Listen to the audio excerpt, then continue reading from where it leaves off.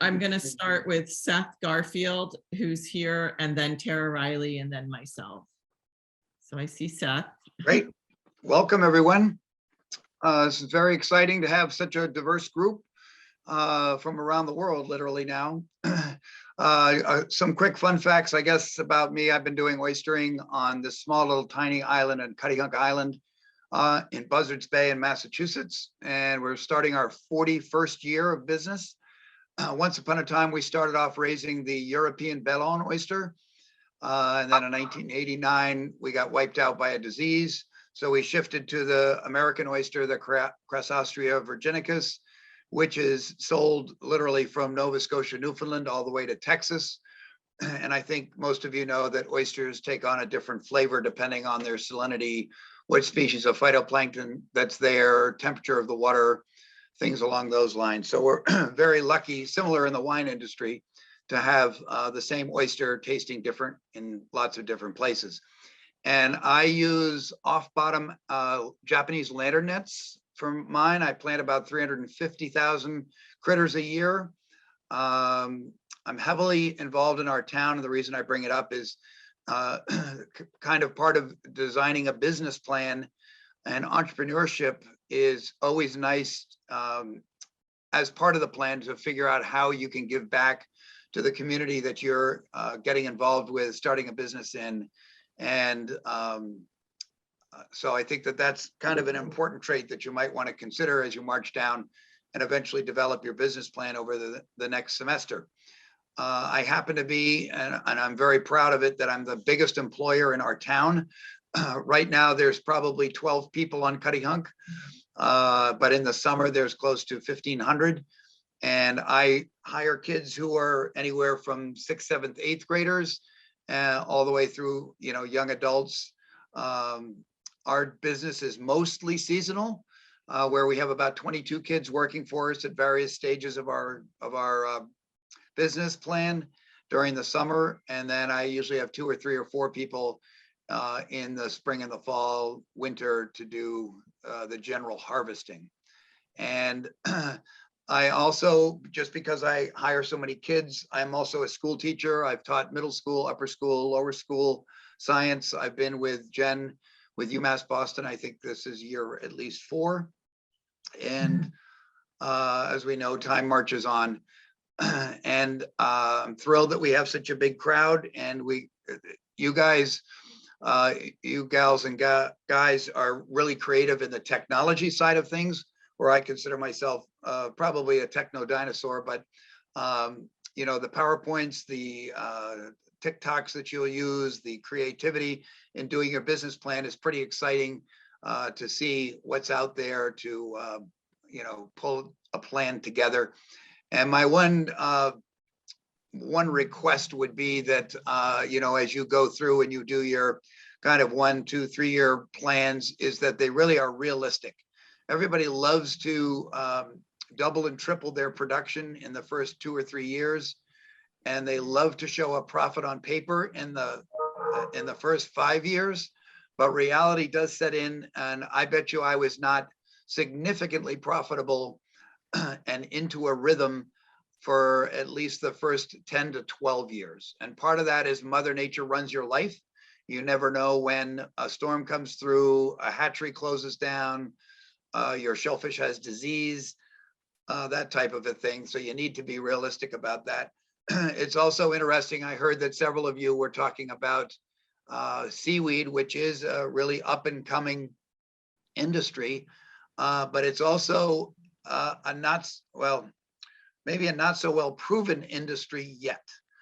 There's a lot of speculation. There's a lot of assumptions that the value of the product is substantial, but especially for seaweed, to the best of my knowledge, you literally have to harvest it and process it within 12 hours.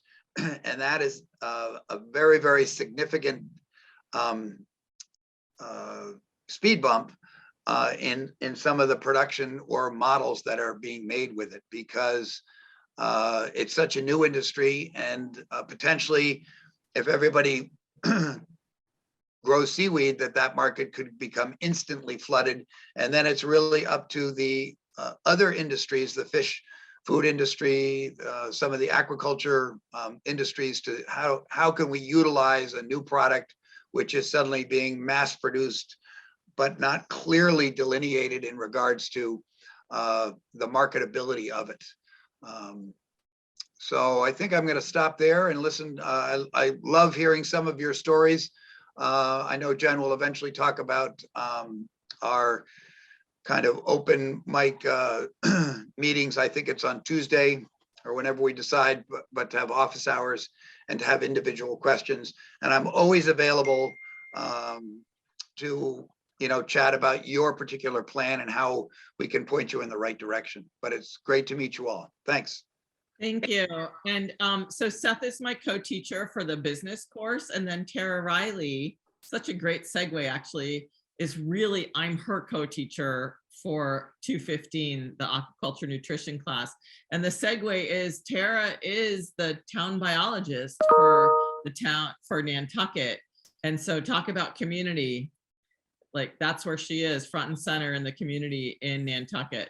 So I'm gonna turn it over to Tara and she can briefly talk about herself and the content or what she hopes to cover in the 215 class. And then I'll bounce back to me and I'll just, the 134 is a little more complicated in expectations. So I'll go through that a little bit today and then I'll turn it over to Jim for technical support. Thank you. Thanks for having me today and for the semester as well. I am located on Nantucket Island, and for those of you that aren't familiar with it, it's about 35 miles off the coast of Massachusetts. I have been involved in aquaculture production for the past 22 years. I've been on Nantucket for 10 years, and I really specialize in shellfish production. We are one of the few lucky communities that have a municipal hatchery that was recently renovated in 2016, so it's fully integrated. And Nantucket has one of the last surviving commercial bay scallop fisheries that's really historically significant. And so I'm charged with, the restoration and the stock enhancement of that fishery because it is so important to our culture here on the island. It employs quite a few people during the winter months when there isn't a whole lot going on compared to the summer tourist months. So like I said, I specialize in hatchery production. I've raised fish early on and I've graduated into shellfish. So we do mostly bay scallops, quahogs, and oysters. And usually it's all for community benefit, for stock enhancement, and for restoration. I've worked for private companies in the past, and I really find a lot of fulfillment working in this community environment and doing something great for water quality and just something that everyone can benefit from on a different level. Also, on a side note, my family, we have a very small oyster farm here in Nantucket that is also in its 10th year. So we have 10 acres where we just grow oysters and we sell locally to restaurants here. And I definitely, can help with some lessons learned as far as business plans go. And I echo Seth on, how long it does in fact take to turn a profit and being realistic with that because we were there and yeah, so we're in our 10th year now.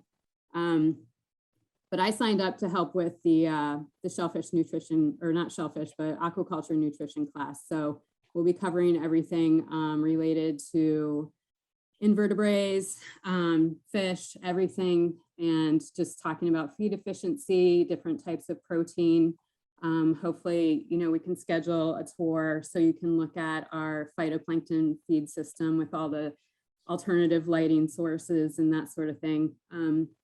But yeah, I'm excited to go through the course with everybody and, just share different experiences and talk about the content together. So thank you. Tara, So hi guys, I'm Jennifer Bender and I am the program director at UMass. I've spent a lot of my career focused on policy in the marine and coastal environment, as well as innovation in the marine and coastal environment and the blue economy. So I'm just going to briefly talk about, I'm going to share my screen and just briefly talk about the expectations for the business class. And I have both the syllabus up for 215, just so we can look at that as well. And so most of the syllabus is pretty your standard syllabus about what we're going to cover, what our expectations are, what your grade is made up of, how we grade. I'll send you out criteria for that when we get closer to the end of the semester. Oops, pulled up the wrong outdated syllabus, sorry. So this book was replaced by the Seaweed Chronicles by Susan Shetterly. You'll see it in the syllabus and reflected in the calendar portion of the syllabus. So I'm just going to skip to that because the rest of the syllabus is pretty routine. So what I do have this semester that's a little different is I decided to have a few more field trips of folks who are focused on seaweed because there's such big interest right now in seaweed, and in their virtual field trips.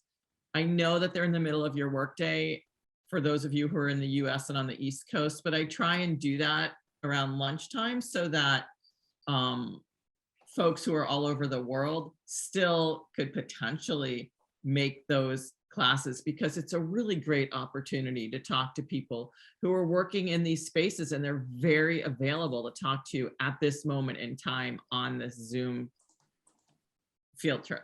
So the dates are set, they're in here, and I hope that you will make time, put it in your calendar. I did just a few days ago move the visit with Blair Northcott, who was one of my former students, but happens to be an accountant for an aquaculture firm in Canada. And so he can walk you through the accounting portion of your business plan. And I moved it to a little later in the semester, March 31st, because I thought it would be more useful. Hopefully your business plans will be on your mind. And then we also are lucky enough to have a visit with the author of the book, The Seaweed Chronicles. And I will expect, whether you can make it or not, to submit some questions to me so I can ask them to her. We record, I'm just gonna stop sharing.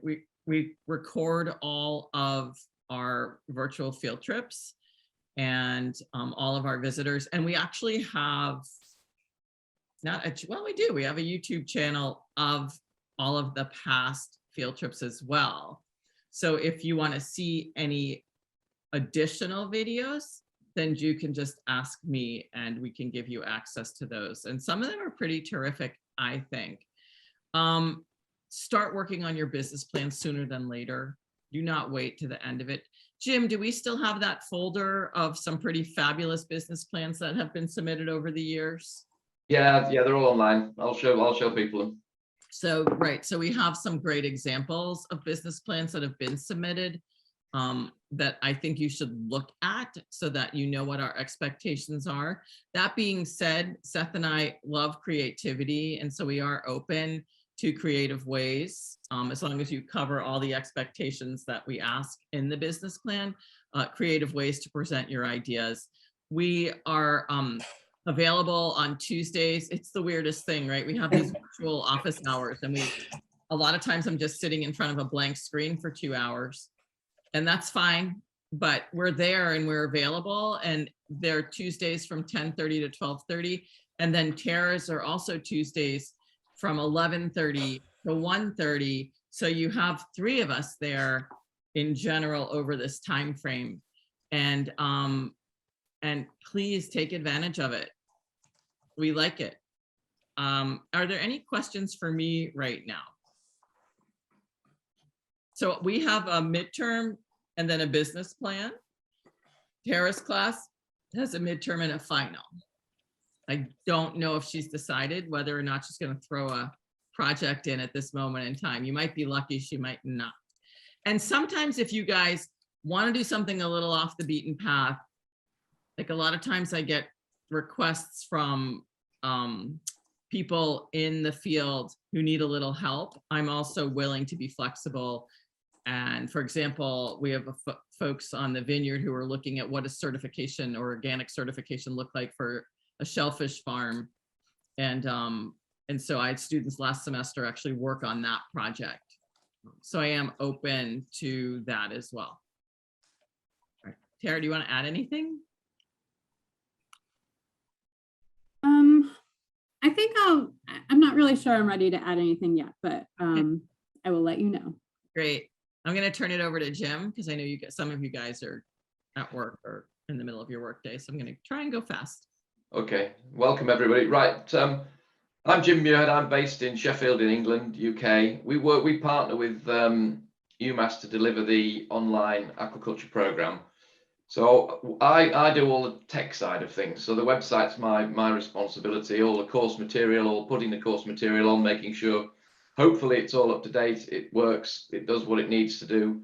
So I'm sort of the tech stroke admin side. I have a couple of people, Sarah and Simon in the background who support me as well. So if I'm not around, they'll be able to help out. So I'm just going to very, very briefly run through the website. Now, those of you who have already taken a previous course on the website will know all of this. Please feel free to drop off and go. This is more for the people who are taking the first course. This is the first course you've taken on the UMass online platform that we deliver. I'll run through how to log in, how it works if you haven't already got in. But I'd say those who've already taken courses, you'll probably know all of this, so there's no need to necessarily stay around. So I shall share my screen. And hopefully you can see all of that. Let me log out. So the email which you should all received will have sent you to this page up here, and you will land on this screen. You need to put your username in here, which is your UMB email address, all lowercase. If you don't put in lowercase, it will fail. Jim, I'm not seeing your screen. Can anyone Okay, else? hold on. Let me try. Is that any better? Yes. Can you see that now? Sorry, it was highlighted as though it was. Right, there we go. So we'll start again. So this is the URL that you should have received, and you will end up on this page. Username is your UMB email address. First time you log in is the aquaculture_1 password. Once you're logged in, it will ask you to change that and set your own password up, and then that will get you going. Log in, and it will log in. My system is telling me I've got an unstable internet connection. So if things go a bit slow or you lose me, Jen, just say if I need to repeat anything. So this will log you in and you will end up on this page. I will just switch role to a student as I'm running as an administrator at the moment. So you will see lots of things so this is effectively what you should see when you log in. In the My Courses area, you will have the courses that you're enrolled in. If you're just enrolled on 134, this January is 134, that's what you will see, just that one. If you're on both 134 and 215, you will see those two. These are the two previous courses that were run in September, which sometimes I have to go into, so I've still got them on my dashboard. So if we go into the course itself, you will get a page. Now, sometimes this happens. It may or may not happen to you. It sometimes happens with me. If it happens, as it says, just click and the page will load. The course itself is made up of 12 topics and a number of other activities. Instructions are in here, so there's a welcome screen. You can hide that when you've done it. I will automatically hide it after a week, so it's not bothering you. But have a read of that. You have everything you need to know is in the resources and forums. So all the instructions are here. So the first point of call is the resources and forums. Drop into here, read all of this lot, and it explains what's going on. Welcome Zoom meeting, that's what we're in right now. And then topic 1. You will find to get into topic 1, you need to do two things. If you've read this, it will say, you need to confirm you've completed your profile. So there is a tick box to do that. To complete your profile, you need to go up into the top right-hand corner and click on your name. And edit profile. Click on your picture. It will bring you into your profile area, and you can click on the button edit profile. And we ask that you all upload a passport type photo of yourself so we know what you look like, which will be here. And you can fill in any other information. We really just need a photo, that's the main thing. But if you want to fill in other information, please feel free to do so. There's various things you can add in here. Additional names, interests, there's web pages and Skype IDs, and you don't have to fill any of that in. All we ask for is a photograph. And when you're done, save it at the bottom, update profile, and that will add your photo.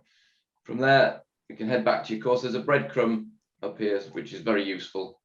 That'll take us back to the course. Once you've updated your profile and read the course guidelines, you need to read the course guidelines. You need to click on course guidelines. That will take you to the course guideline page.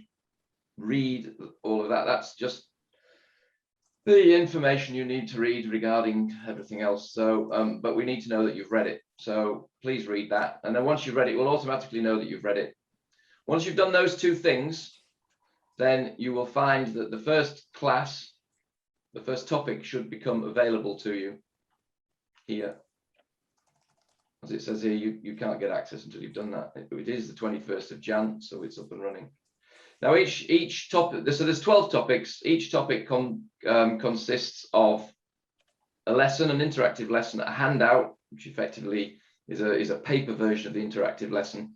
There's some additional reading that you're expected to do each week, or additional activity, depends what it is.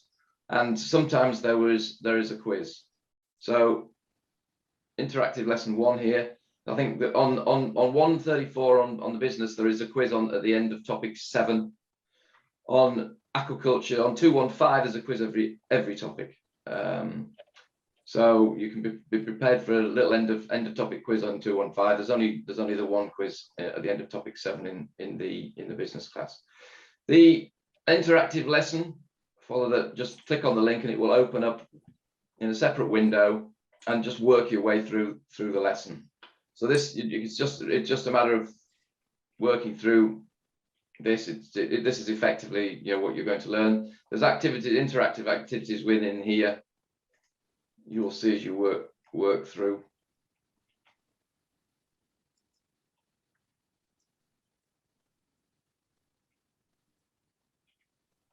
Some of these are hot spots, so work through them all. If there's these, there's probably more information. It's moving up and down. So just work through everything.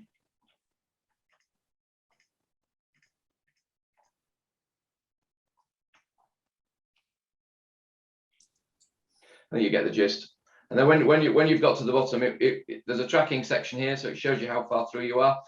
If you come back to it, it remembers where you've been, so it will track your progress. You don't have to do all of this in one go. If you get halfway through and run out of time and come back to it tomorrow, or want to do it in small bursts, that's not a problem.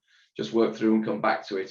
Once you are complete, everything will be completed here. You'll have 100% here, 100% here, and there may be other things, other more topics in the other topics, as it were, more sections in the other topics. When you're done, you can exit the course. Now everything is tracked. So we know the software, the website tracks everything. It knows when you logged in, it knows when you logged out, it logs everything you've clicked on. It knows how long you've spent on it. So everything from our perspective is trackable. Part of the course marking system is your engagement with the course, and that is tracked. We know exactly what you've done, how long you've spent. All those things can be seen in the background, just to let you know. So please go through everything. You need to go through each of the interactive lessons, read the handouts, and take the quizzes to complete the course. So there is completion tracking on the course itself. Sometimes it fails. You may get to an end of something and it may not record the fact you've completed it. Every once in a while, if that's a problem, just send me an email and I can check the system and I can manually complete it if it's not completed for you properly. It doesn't happen too often, but it can happen. So if you've finished something and it says it's not complete, just drop me an email or drop me a chat. You can, up here, the chat window, you can chat to us. It's just a chat system. You can drop me a note or just drop me an email. You've all got my email address and I can deal with that. I think that sort of covers the main activity within the course. It was mentioned about business plans. Let me see where they were. Example business plans are here. So in your resources, forums and links, if you click on on that folder, you will see there's a whole load of business plans here to download and have a look at. So please look at those, use those as examples when you're developing your own business plan. The syllabus and timetable is here. We have a couple of discussion forums. So there's a content discussion forum. So if there's anything you want to raise regards this, the content of the course, the material, then feel free to raise it at the open forums on your Zoom meetings there, or email the tutors, or not me, because I'm nothing to do with content, or you can post it to the forum. If it's something that you feel that other people may want to ask, then please feel free to post it to the forum. It'll get answered on the forum, and then everybody gets to see the question. Everybody gets to see the answer, so we don't get the same question 10 times. That's there to be used if you wish.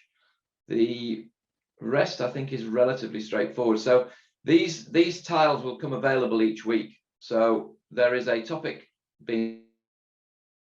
So week one, topic one will become available when you've clicked your links. Topic two comes available. They all come available. I think it's at 1 o'clock in the morning every Thursday. So a new one is released every Thursday. The guest speaker links are available now. And then it's just a matter of working through them each week. There's a spring break, 17th of March. The two things you need to be aware of: uploading your business plan. That needs to be uploaded by Thursday, the 5th of May. And it can be in any of these documents. As was stated, innovative presentations are welcome. Most of you can deliver it in a Word document or a PDF or a PowerPoint. That's normal, but if you want to do something else, that's fine. But bear in mind, we do ask for it to be uploaded here. If it's a file that isn't on this list, you won't be able to upload that bit of it. You can upload more than, I think you can upload up to 5 different documents. So if you're uploading something that's not on the list, that's fine. It's not a problem. You just need to be aware you will need to email it to the tutor or send a link or something instead. I do want to emphasize right here that in the past, we've graded a draft of your business plan. I took that off because so many people didn't submit it, but I will tell you that the people submit it pretty much are almost assured an A for the class, because Seth goes over the draft business plans with a fine-tooth comb, and he gives you feedback and corrections and a lot of information. So I'm going to beg you, implore that you submit your business plan early to give us time to look at them and to give you the feedback that you actually deserve and would be really beneficial. So please, please, please. And I think that's due, when is the draft business plan due? I don't even know. Hold on. I'm just wondering if is it on the, Probably in the schedule, like last. in the schedule. Oh, there it is. The I think it's April 24th, maybe. See, at the bottom, draft business plan due April 14th. So that's almost a month before, so we can get through them quickly and give you the feedback. We've got a lot of students in this class this semester, so if you want to get them to us early, we won't complain. I will put that April, isn't it? So it's going to be, Right, yeah, April it'll 14th. be here. It'll be in this. It'll be in here. So I'll get it. I'll put a note up. 14th of April. I'll put another tile up for draft business plan. Maybe you Then could, there is also for 134 there is a midterm exam, which is a multiple choice exam, and for 215 there's an end of course exam, final exam. The exams are, I'll explain how the exams work. So the exam takes 2 hours. You have 2 hours to complete the exam. It's 50 multiple choice questions, 4, 2 on 5, and there's a number of drag and drops and 38 questions for 134. So you have 2 hours to take your exam. It's timed, and you'll get a unique exam. There is a question bank of 150 questions. You get 50 questions out of the 150, and somebody else will get a different 50 questions out of 150. And also they're all randomly delivered to you. So it's pretty unique, the exam you will get. You have 2 hours to complete your exam, and the exam starts when you open the exam. So you will get to see this page nearer the time, and you can click on the exam here. This will become available when the exam window opens, which is 5 a.m. on the 7th of April for business class. You have 2 days to complete your exam. So it's a 2-hour exam within a 2-day window. So you need to find some time within those 2 days to take your exam. The 2 hours will start from when you open the exam, and it is a continuous 2 hours. You can't stop your exam and restart. So be prepared for 2 hours in a quiet room space somewhere to sit down, take your exam. And when you're finished, it automatically uploads and marks and everything. So that's how the exam will work. There is a practice exam, which again will come available the week before, which is just got 4 questions in it. It just allows you to do a little bit of a practice, understand how the exam software works, so that you get familiar with it. So we'd advise you to take the practice exam. That will come available the week before the exam itself. I think that probably covers everything. Does anyone have any questions?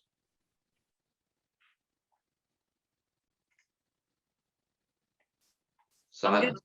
I'll stay on afterwards, just if anyone wants to chat, not about like the function of the website, which I can totally help you with too, but more about content and any other kind of technical questions. And maybe Seth and Tara might be around as well. So do you guys have any questions at this moment in time in general? Great. Okay. All right. And we're very available by email. Jim, Tara, Seth, myself.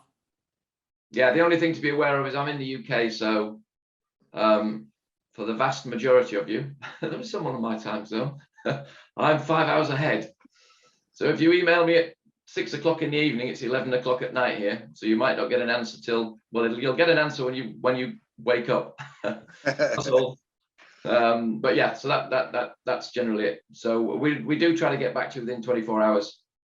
And I guess the final thing on the exam, things can go wrong. Technically, I appreciate that. Obviously, it's an online exam. If there is a problem with your exam, do not worry. I don't think we've had a problem yet.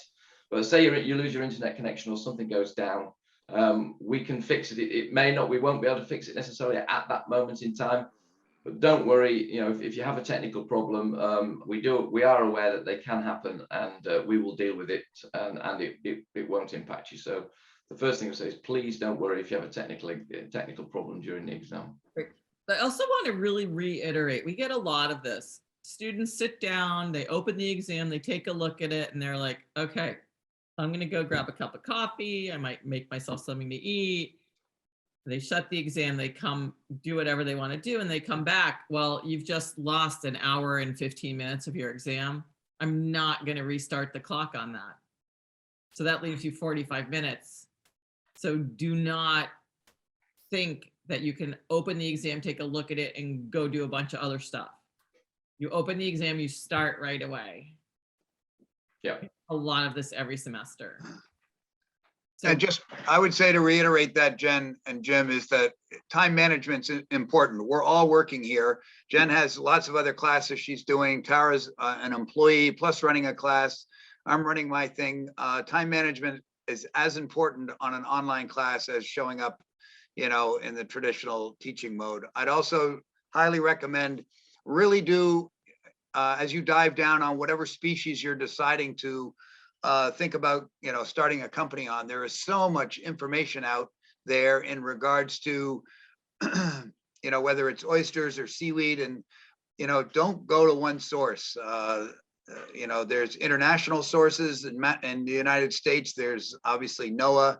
And if you get bogged down by not being able to find information, please contact us, because, you know, once you start opening up some of this information, it is fascinating the amount of information that's there, and it really makes your you know, a great learning opportunity, instead of just skimming the surface and getting one or two pieces of information that you think you're going to hang your business plan on. right, and FAO has so much information and data, and you guys, this is aquaculture. I get a lot of stuff from students who write about a shark or something, and I was like, are we farming sharks? I don't know. So please, please, please remember that you are in an aquaculture class. This is like, we are growing things here. Maybe wild harvesting, you might think that, but that's not growing. So please be aware of that. Ask us, just ask us. Maybe you guys in both classes, we should ask to approve the topic before they go off and run with it. Might not be. Take that one step further, Jen, in regards to, I know, I think it was 2 years ago, we had several folks that were basically doing a business plan for ecotourism, and that's not what this is really about. You want to expand on that or not really? You know, I was thinking about my friend who got the giant mantis protected in Peru, and so to get the fishermen to stop fit, but like totally unrelated, right, to aquaculture, but very related to healthy fisheries. So I would be open if there was kind of a theme like that, because, right, aquaculture is interesting in terms of wild caught stocks. And so I would be open to that broad way of thinking in a conservation perspective. So Yeah, I think the message there is that if it's not clearly aquaculture, run it past Seth and Jen before you spend 6 hours, 8, 10, 12, 14 hours on it. good idea. Yeah.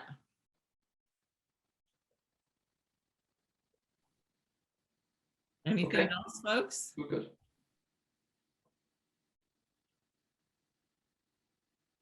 Right. Laura, did you have a question, or did I just see your hands? Nothing. No. Okay. All right. Great. Well, I'll stay on, and we're here and we're ready to go. So buckle up.